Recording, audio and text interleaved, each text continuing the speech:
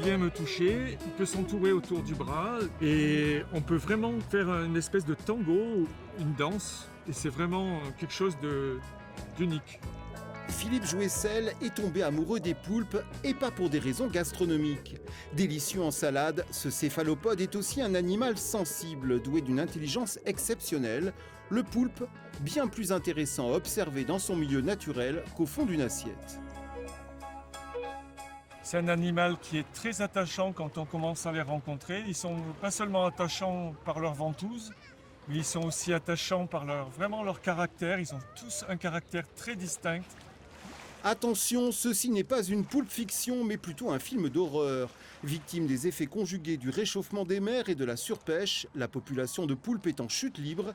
À Cannes, l'association Anges de Poulpe tire la sonnette d'alarme.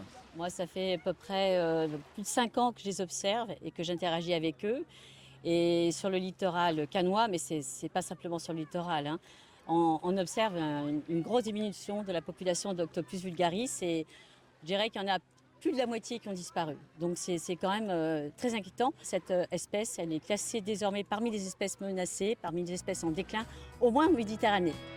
La ville de Mandelieu-la-Napoule a souhaité interdire la pêche du poulpe du 1er juin au 30 septembre, soit la période de reproduction de l'espèce. Mais une commune n'est pas compétente pour réglementer la pêche. Alors, faute d'un arrêté préfectoral, il faut tenter de convaincre pêcheurs et consommateurs d'oublier leur estomac et d'écouter leur cœur.